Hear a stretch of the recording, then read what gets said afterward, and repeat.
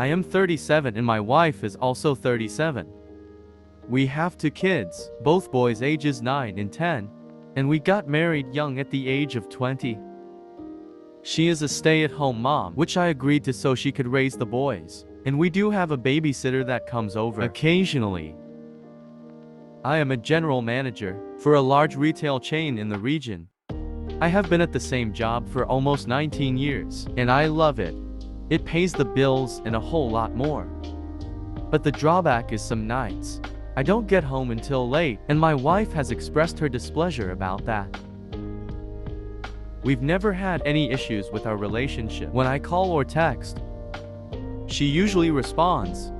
It's been the same way for the 17 years we have been married, but lately I have just some inconsistencies with her behavior, like not calling or texting back at all. But I didn't think too much of it because I thought maybe she was working on some type of project or dealing with the kids. But then one night, I came home and she and the kids were gone, and all of her stuff too. She had left me a note explaining that she had simply gotten tired of my long hours at work and needed some time to herself. I was devastated, and I felt like I have failed as a husband, but mostly as a father. But I was still angry at why she left. I sincerely felt she was being selfish, and I was simply trying to take care of my family. I have been trying to call or text, but she won't answer or return my calls. I was so confused and didn't know what to do right at that moment. Then one day on my way home from work, she calls me and wanted to talk. She brought up the long hours at work and how frustrated she was with me. I interrupted and said to her, "Why do you think I work like I do?" She said, "Because you want to provide for us."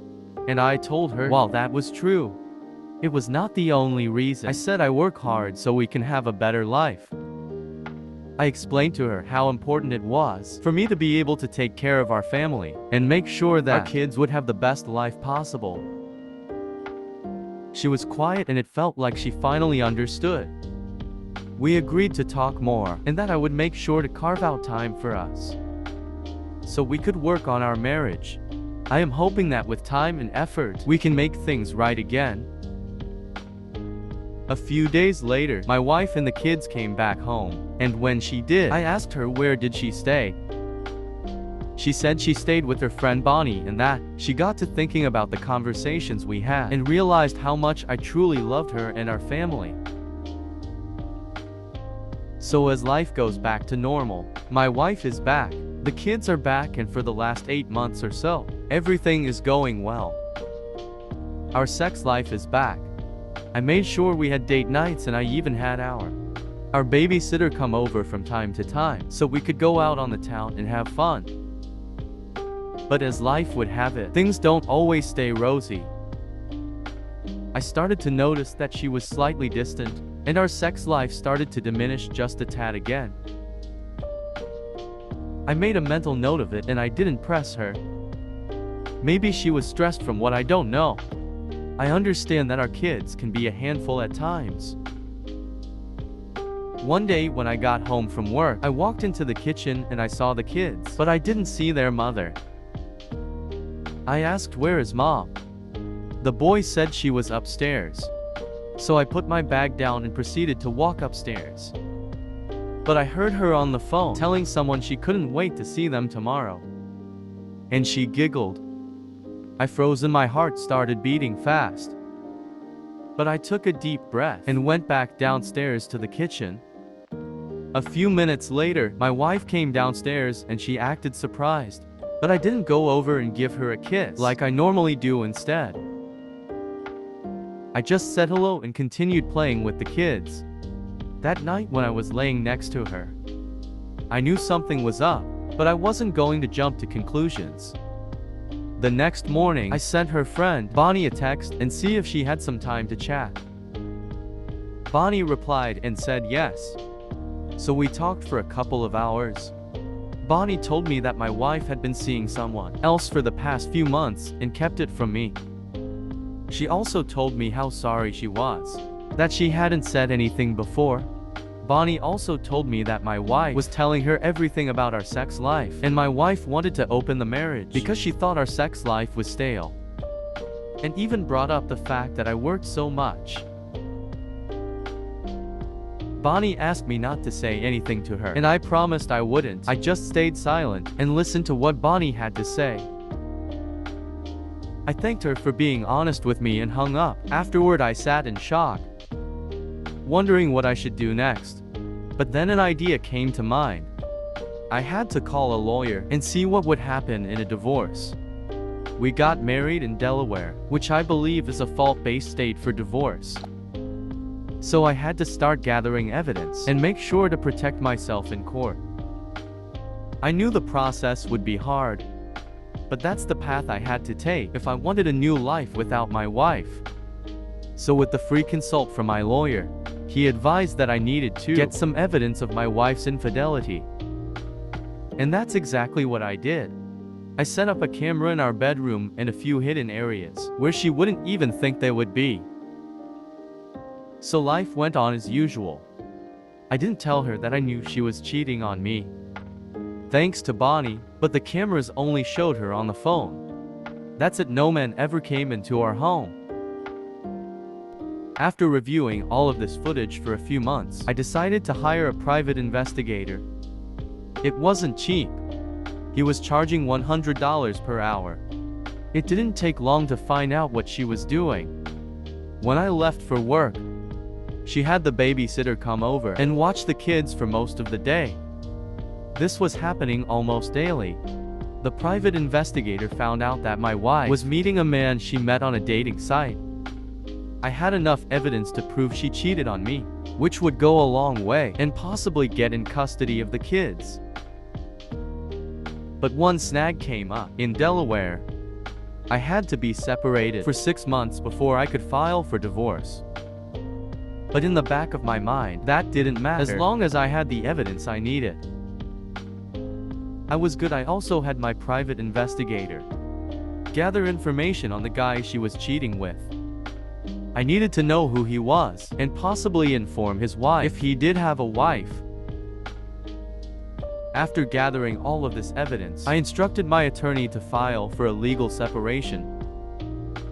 Now, once that was in play, I started to move some of my money to different bank accounts, little by little, so I wouldn't be left with anything. Then I contacted my uncle who owned a bunch of homes. He's in his late 70s, still sharp as ever. He was a long-time real estate investor. I told him the whole story, and he was shocked beyond belief. And then he asked me, what the hell was an open marriage?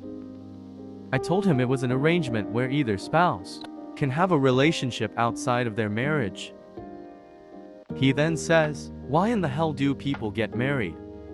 Then if they're going to participate in that nonsense, he then tells me, get out of there.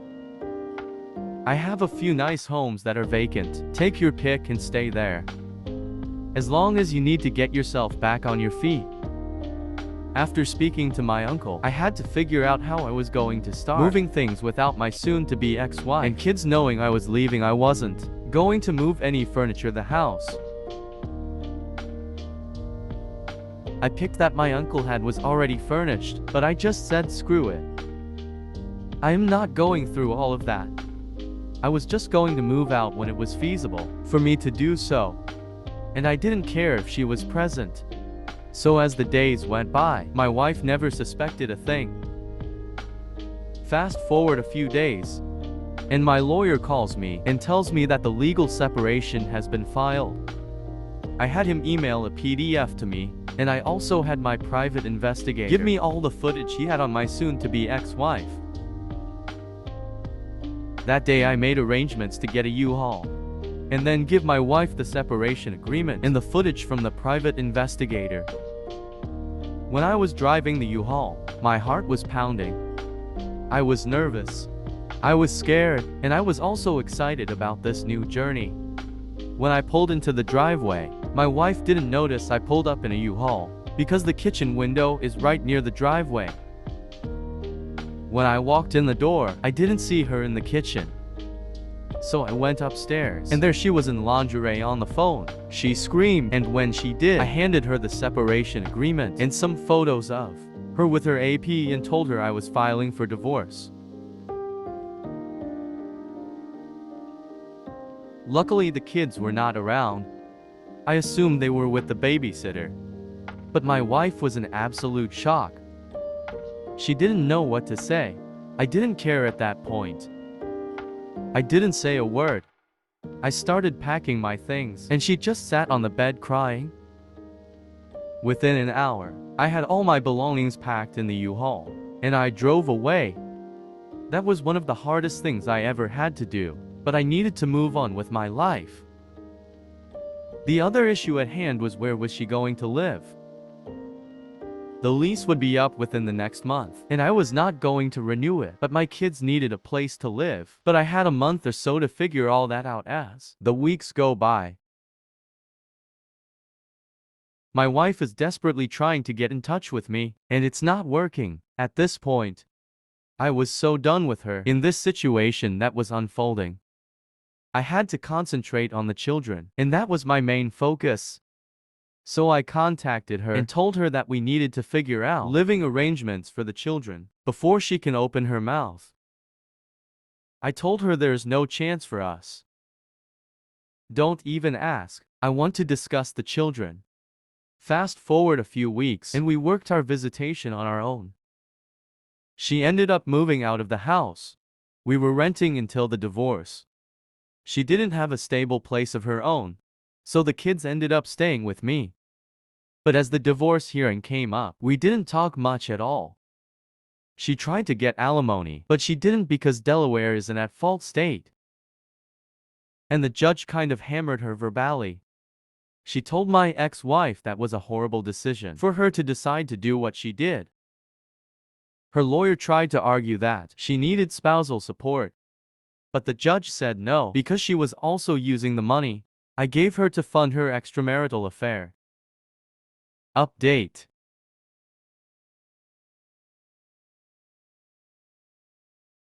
The bank statements I show at the court after the divorce hearing. To my surprise, the ex-wife got her shit together, got her place, and we went back to court for child custody. I was awarded primary custody. She still has to pay a small amount of child support. Even though at the moment I make more, she pays less than $400 a month. I still love my ex-wife, but not enough to be her husband. After she cheated on me and continued, then told Bonnie she wanted an open marriage because our sex life was stale and her remedy was to sleep around. Nope, she can have that lifestyle. Thank you, Tony. I came across her channel a few weeks ago. I was afraid to send my story, but after listening to some of the crazy stories, I decided to send my own story, and I was lucky to have my uncle watch out for me. For those of you wondering, the private investigator cost me just over $4,000.